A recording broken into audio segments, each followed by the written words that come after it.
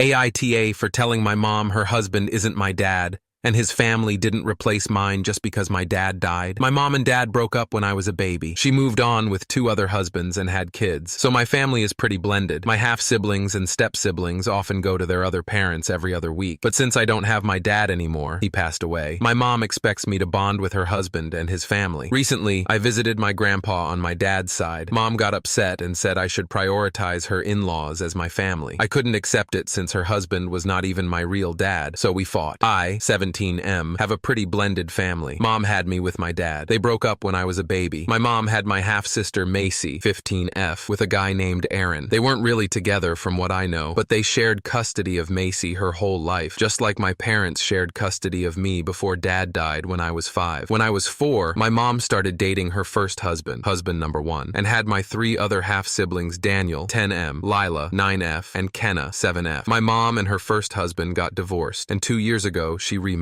Her husband, husband number 2, has 3 kids with his ex, Holden, 13M, Lacey, 11F, and Kyrie, 9F. My half-siblings go to their dads every other week. My step-siblings go to their mom every other week. I'm the only kid who hasn't got my dad to go to. Because of this, my mom expected me and her husband to be super close and that I'd accept him as my new dad. Even after I didn't accept husband number 1 as my dad, she believed husband number 2 would be different. Not to me. Dad is still my only dad, and I don't see husband number 1 or number 2 as my parent. I have a close relationship with my extended family on dad's side. I have grandparents who live 10 minutes from me. I have 3 aunts who live within 30 minutes of me, 2 uncles who live less than an hour away, 24 cousins who live within those distances of me, LOL. I have cousins of my dad who are close to us as well. There are times when my half-siblings are with their dads that I'll ask to be with someone in dad's family. Mom doesn't like that I do it, but she does let me sometimes. But she really tries to push me to spend time with her husband or his family when my half-siblings are gone, or if I'm the only kid in the house. 2 weeks ago, my half-siblings were all gone to their dad's houses. My step-siblings wanted to spend time with husband number 2's family, which makes sense since it's their family too. I asked Mom to let me spend the day with my grandpa since he was doing something cool. Mom looked surprised and told me there was a whole party going on at her IL's and I should be there with my family. I told her I wanted to be, which is why I was asking to be with Grandpa. Mom told me I was being intentionally ignorant and that I knew she was talking about her IL's. We got into a fight and she said I never willingly spend time with her husband or his family and I never prioritize my family. I told her she never expects my half-siblings to and I shouldn't be treated differently because my dad died. I said her husband didn't become my dad and his family didn't become my family just because my dad died. I told her they don't mean more to me than they do to my half-siblings. Mom told me it's different. She said I shouldn't feel this way. I told her if it was up to me, I'd never spend time with them. I'd spend time with my real family. She got pissed at me for everything I said. AITA? Relevant comments. Commenter. NTA. First off, if I'm reading this correctly, your mom has had 4 men in significant enough relationships to either marry and or have kids within 17 years. This man is your family by marriage only at this point, and chances are better than average your mom will leave him too. That's just logical based on her history. Parents can't force family. She chose this man, not you. She made her choice to be with him. If your grandfather is a good, honest man, that is the man you should be spending time with. OP. 3, technically. Macy's dad and mom didn't really have a relationship. The only reason I ever met him is because mom got pregnant, but they weren't together or anything. My dad's family are all good people. I love spending time with them, especially my grandparents. I love being at their house. Commenter. On your 18th birthday move. Commenter. NTA. Nobody gets to decide who you consider family. Some people have great step-parents and siblings they want to consider their true parents, while not wanting to call their blood relatives their family. Others never developed that, and neither is wrong. You are the one that decides what you want to call your family. Don't let anyone tell you otherwise. Story 2. AITA for how I reacted to a young man staring at my wife's breast while she's breastfeeding. Fake names. Me,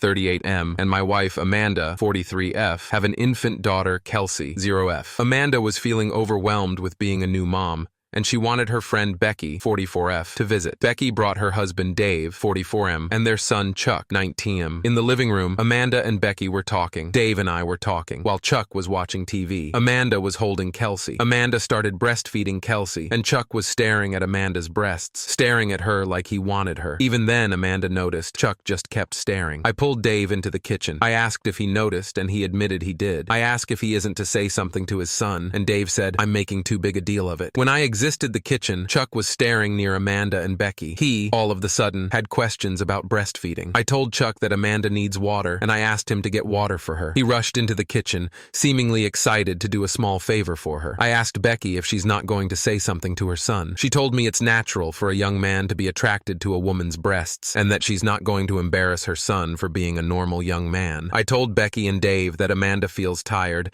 and they should visit another time. The three left. Amanda was emotional after they left. She feels guilty for breastfeeding in front of Dave and Chuck. She said she didn't expect any other man would be attracted to her in this state, since she's fat and gross. I told her she's beautiful, and it's not her fault that Chuck was being inappropriate. She's upset that her friendship with Becky is in trouble. I am regretting how I reacted to the whole thing. Am I the asshole? Relevant comments. Commenter: I would have called him out the hell with him being someone else's kid. He's also a legal adult. Like, quit ogling my wife's breasts. You're not obligated to make anyone comfortable at your expense. Commenter: NTA. Does the son have some sort of issue? I might expect this from, say, a tween or young teen, but he's an adult. At 19, he could be a dad. This is all very odd, and I hope your wife feels better soon. OP. Chuck doesn't have any issues, as far as I am aware. He usually doesn't pay much attention to my wife. Commenter: I would not meet with him in the future. This isn't age-appropriate behavior, and it's extremely unsettling to me. I have 12-year-olds, and they know not to stare at people. Also, why is he even with his parents visiting you? Most 19-year-olds have their own lives. If he's there to actually see the baby or help, cool, but this seems very strange. I would suggest that your wife thinks carefully about their relationship going forward, and if he shows up again, hand him a basket of baby laundry to fold. That should keep his eyes front. Commenter: Chuck is not a child. He's old enough to know he shouldn't stare at a woman while she's breastfeeding. Yes, she could have gone into another room, but why should she? It's her own home. It's not asking for too much to expect people to be polite enough not to stare. Story 3. AITA for telling my friend I won't be inviting her out anymore. So my BF tells me I'm not the asshole, but I feel like I may be. So I, F23, have a friend I'll call Mary, who's 22. She and I worked together and became friends. Well, this past Saturday, I invited her out with my friend group to go to a local amusement park that goes all out for Halloween. Mary asks if she can bring her kids, a 5-year-old boy and an 18-month-old girl. Everyone involved tells her it's really not a good idea, as this park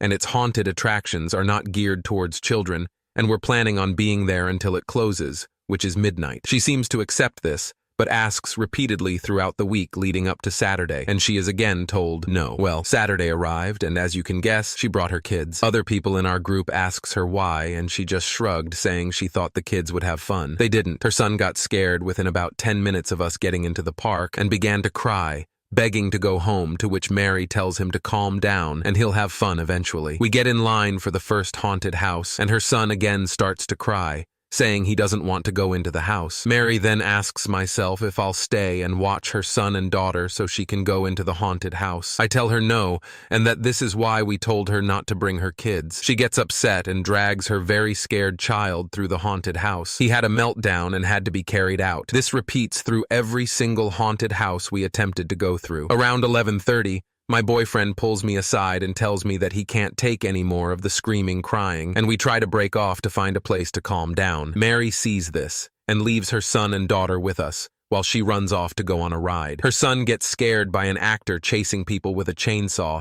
and has an epic meltdown. I'm doing the best I can to console him, but I am rapidly running out of patience. Finally, his mom comes back, and I all but shove her son back into her arms. I tell Mary that my BF and I were leaving along with the rest of our group. She gets huffy, but agreed. We leave the park and go to Waffle House for dinner. At this point, it's midnight, and both kids are extremely tired and upset. They cry all through dinner, and Mary did nothing to calm them down. Finally, at the end of my rope, once we get out of the restaurant, I lose my temper. I tell Mary that this is why she was told not to bring her kids to this event, and that I will not be inviting her back out again if she can't follow the rules of the group. Mary got upset and has since blocked me and the other people who agreed with me. No one in the group agreed with Mary, but they all did say that I didn't need to say anything about it to her, and I didn't need to tell her I wasn't inviting her out again. AITA? Relevant comments. Commenter. NTA. They all did say that I didn't need to say anything about it to her, and I didn't need to tell her I wasn't inviting her out again. If you and the others in the group don't say anything, what's to stop her from repeating this behavior? She might want to also put more consideration towards her children and other people she hangs out with, as opposed to putting her own wants first. Commenter. NTA. Honestly, I would have ditched Mary long before you did. I would have told her that you and your boyfriend are not going to be a scared, screaming child all night,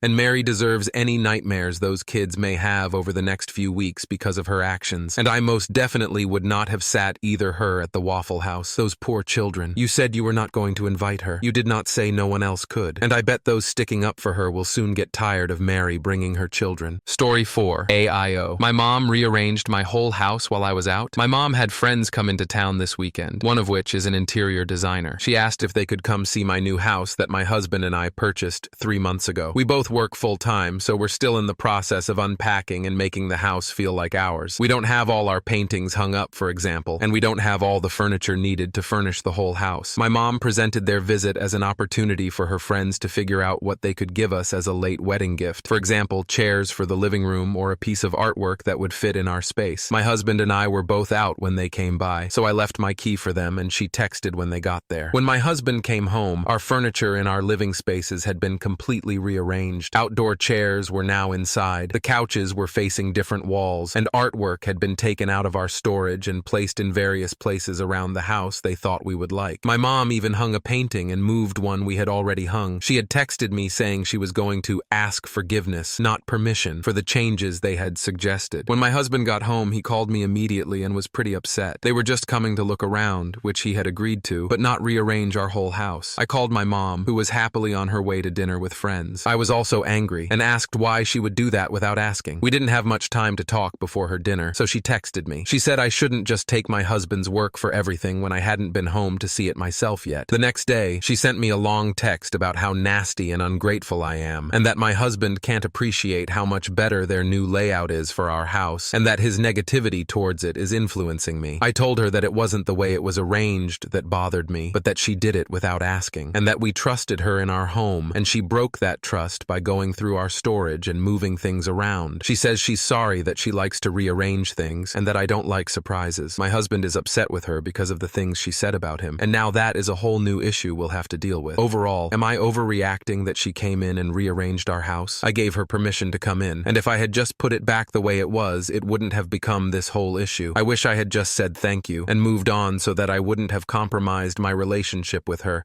and potentially ruined my husband's relationship with her. TLDR. Did I overreact by feeling angry when my mom rearranged my whole house without asking? Relevant comments. Commenter. Change your locks. If she's anything like certain narcissistic parents I know, your mom also made a copy of the key so she would have it just in case. Commenter. Extremely petty, but do the same to her. She's not really remorseful, as clearly stated, asking for forgiveness, not permission. She's doubling down on her actions by declaring you are ungrateful for her interference. So, go and rearrange her house. I'm venting here, but rearranging her things would definitely show her how invasive and disrespectful she's being. Commenter. Nope, not overreacting. My mother volunteered to wait in my house for a delivery as I had to work. I came home to find that she had rearranged all of the furniture in the house, including my bedroom, to her liking, and reorganized my kitchen cupboard so I couldn't find anything. She even moved around mine and my boyfriend's clothes into different drawers and had the nerve to tell me that my underwear was slutty. Guess who had a shocked Pikachu face when she offered to keep a spare key for emergencies and was told no, citing this incident as a reason. Thank you so much for watching until the end. If you enjoyed our videos, please don't forget to like, share,